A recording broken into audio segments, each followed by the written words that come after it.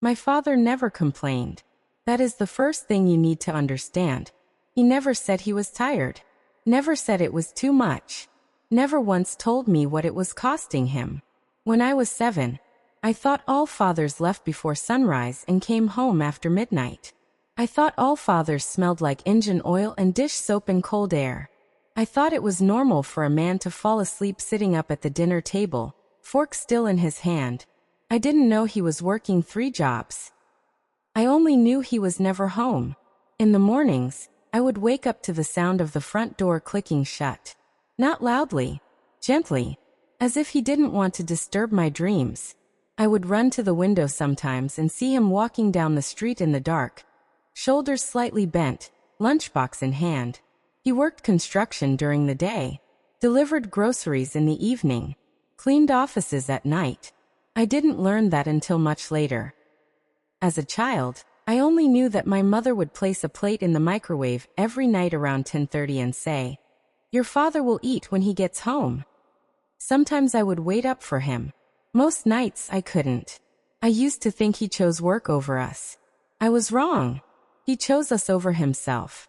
In school I was good at studying, not because I was naturally brilliant, because I was afraid not to be. I saw the way my father's hands looked, cracked, dry, always wrapped in small cuts. I saw the way he winced when he sat down too quickly. I understood, even without understanding, that his body was being traded for something. For me, when I was 13, I asked him once, "Why don't you rest more?" He smiled. "Rest later," he said. "Study now." That was his philosophy. Rest later. Study now. In high school, I started noticing things. The way he rubbed his chest when he thought no one was watching. The way he coughed after climbing stairs.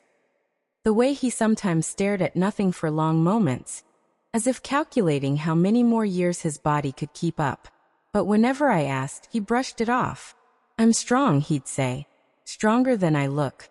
When college acceptance letters started arriving, he acted like it was the biggest victory of his life. Bigger than any promotion he never got. Bigger than any raise that never came. I got into a good university. Not the kind wealthy families send their children to without thinking. The kind that changes the trajectory of an entire family. The tuition was more than I had ever seen written on paper. I told him I could take loans. Work part-time. Wait a year. He shook his head. "You study," he said. "I handle the rest." I didn't argue. That was my mistake. During my first semester away, I rarely called home. I was busy, adjusting, trying to fit into a world where people didn't count coins before buying coffee. When I did call, he always asked the same questions. "Are you eating well? Are your grades good? Are you sleeping enough?" I never asked him how he was. Not properly. If he sounded tired, I told myself it was temporary. If he coughed, I assumed it was a cold. If my mother mentioned he'd taken an extra shift, I thought, that's just how he is. I never once said, "You don't have to do this." I never once said, "I see what you're doing." In my second year, I came home unexpectedly for a weekend. He didn't know. I walked into the kitchen late Friday night and found him asleep at the table, his head resting against his forearm, a half-eaten sandwich in front of him, his work boots still on. For a moment, I just stood there. He looked smaller than I remembered. Older. There was a grayness to his face that hadn't been there before. I wanted to wake him, to hug him, to tell him I was grateful. Instead, I quietly turned off the kitchen light and went to my room. The next morning, he acted like nothing was wrong. "Surprise visit?" he smiled. "Yeah," I said. "Just felt like it." He made breakfast even though he'd barely slept. He asked about my classes, my friends, my future. He didn't talk about himself. He never did. Years passed like that. Graduation came. He sat in the audience wearing a suit that didn't quite fit anymore. When they called my name, he stood up before anyone else and clapped louder than anyone else. After the ceremony, he hugged me so tightly I could barely breathe. "My daughter," he said softly. "You did it." No, he did it. I just carried the books. I got a good job in the city. The kind with air conditioning and health insurance and chairs that don't hurt your back. I told him he could quit now, that I would take care of him. He laughed. I'm not old yet. But he was. I just didn't want to see it.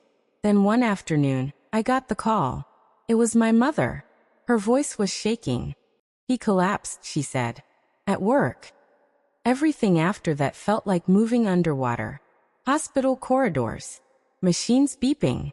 Doctors speaking in careful tones. He looked fragile in that bed. Tubes everywhere. His hands still rough, but now trembling. I sat beside him and held one of those hands that had built my entire future. For the first time, I saw clearly what it had cost him. And for the first time, I felt the weight of everything I had never said. The hospital room smelled like disinfectant and something metallic I couldn't name. Machines hummed softly. Monitors blinked in steady rhythms. Time moved differently there. He looked smaller in that bed. Not weak. Just worn. As if the years had finally stepped forward and collected their debt.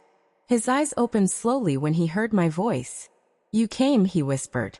I swallowed. Of course I came. He tried to smile, but it faltered halfway. I realized then that I had never seen my father unsure before. Not even when bills were overdue. Not even when the roof leaked.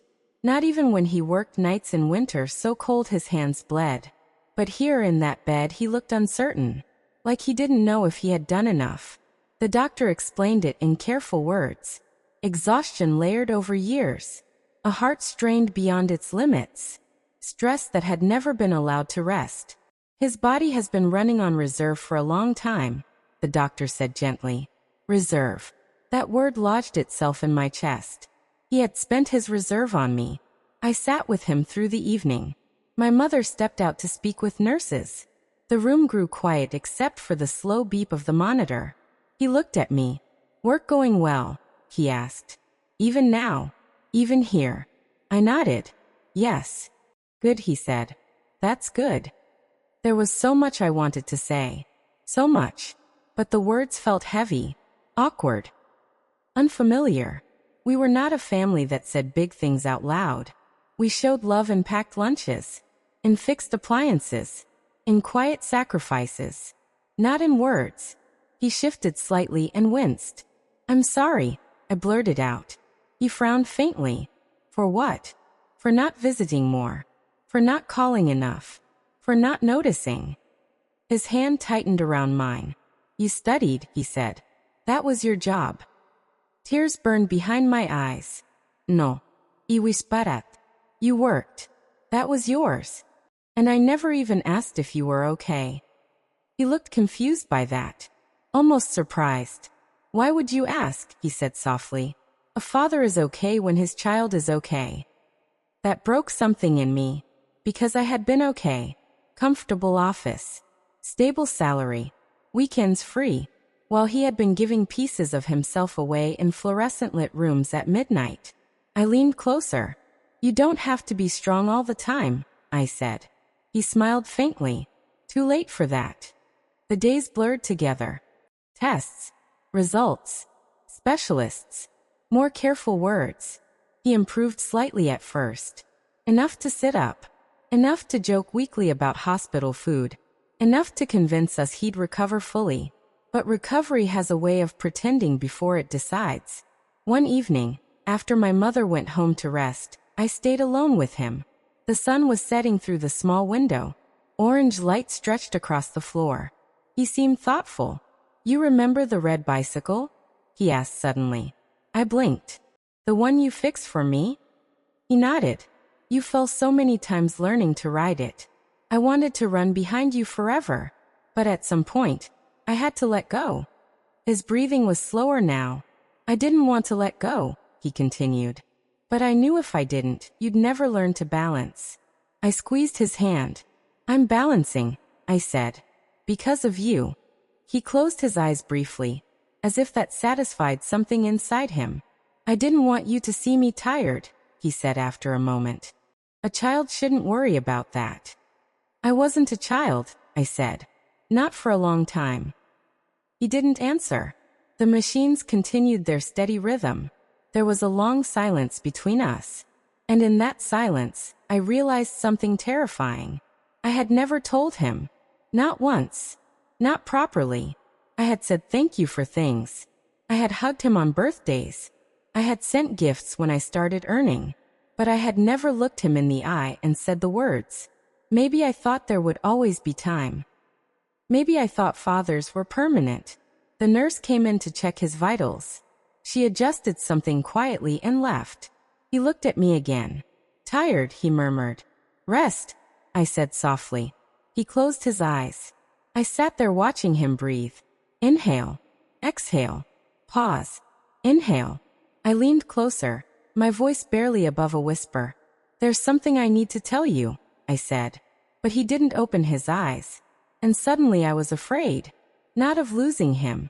Of losing the chance. I waited. For the right moment. For him to wake again.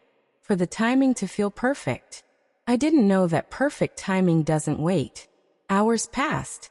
The monitor's rhythm changed slightly. A nurse came in again. Checked something. Called another nurse. The room filled with quiet urgency. Step back, please, someone said gently. I moved aside. Doctors came. Hands moved quickly. Voices remained calm but tight. I stood frozen against the wall. Watching. Listening. The monitor sound changed again. Longer spaces between beeps. Then. Flat. A single continuous tone. The room went very still. Someone turned the machine off. Silence rushed in. The silence after the machine stopped was louder than anything I had ever heard. No beeping. No footsteps. No instructions. Just air. Someone touched my shoulder. A nurse. Gentle. Professional. I'm sorry. I nodded. I don't remember walking out of that room. I don't remember calling my mother. I only remember standing in the hospital corridor, staring at the floor tiles, thinking one single thought over and over again. I didn't say it. I didn't say it. The funeral was simple. You would have preferred that. Men from construction sites came in worn jackets and heavy boots. Delivery drivers came in uniforms. Office cleaners stood quietly in the back row, caps in their hands. People I had never seen before cried openly. I realized then that he hadn't only carried us. He had carried everyone. At the graveside, the wind was cold. I watched the coffin lower into the ground, and felt something inside me collapse with it. After everyone left, I stayed. I stood there alone. For the first time in my life, there was no schedule waiting for him. No shift. No alarm before sunrise. Only stillness. I love you. I whispered into the empty air. The words felt small. Too small. I said them again. Louder. I love you. But love spoken into silence echoes differently. It doesn't land. It doesn't answer back. For weeks after, I moved through my life like a visitor. I went to work. I answered emails. I smiled at colleagues. But something had shifted. I began noticing things I had never paid attention to before. The janitor who stayed late every night. The delivery driver eating lunch in his truck. The older security guard rubbing his knees when he thought no one was watching. I saw my father everywhere. I started going through his old things at my mother's house. His lunchboxes. His boots. His jackets with company logos faded from years of washing. In the pocket of one jacket, I found a folded piece of paper. It was my first college acceptance letter. He had carried it with him. Through rain. Through sweat. Through long nights. I sat on the floor and cried harder than I had at the funeral. Because now I understood something fully. He never needed to hear it. Not in the way I thought. He had known. He knew every time I studied instead of giving up. Every time I tried harder. Every time I stood a little taller. But still, I wish I had said it. Not because he doubted it. Because I needed to. Months passed. Grief softened around the edges but never disappeared. It just settled into a quieter place inside me. One evening, I drove past a construction site on my way home. Workers were packing up for the day. One man stayed behind, gathering tools alone. I parked. He walked over. Excuse me, I said. He looked up, surprised. Yes. I didn't know what I was doing at first. Then I did. My father used to work construction, I said. 3 jobs, actually. The man nodded slowly. That's hard, he said. It is, I replied. I reached into my bag and handed him a small envelope. What's this? He asked. Just appreciation. Inside was enough money to cover a week of groceries. He tried to refuse. I shook my head. Please, let me. He accepted it quietly. As I walked back to my car, I felt something shift again. Not grief. Purpose. I couldn't give my father more time, but I could give others something he never asked for. Relief. Recognition. I started a small scholarship fund in his name the following year, for students whose parents worked multiple jobs. No publicity. No big ceremony. Just quiet support. On the first day we awarded it, a young girl hugged her father tightly after hearing her name announced. And I saw it. The same pride. The same silent sacrifice. That night, I sat alone at my kitchen table. I closed my eyes. I'm trying, Dad, I whispered. I see it now. For the first time since he passed, I didn't feel the sharp ache of regret. I felt gratitude. He had worked 3 jobs so I could study.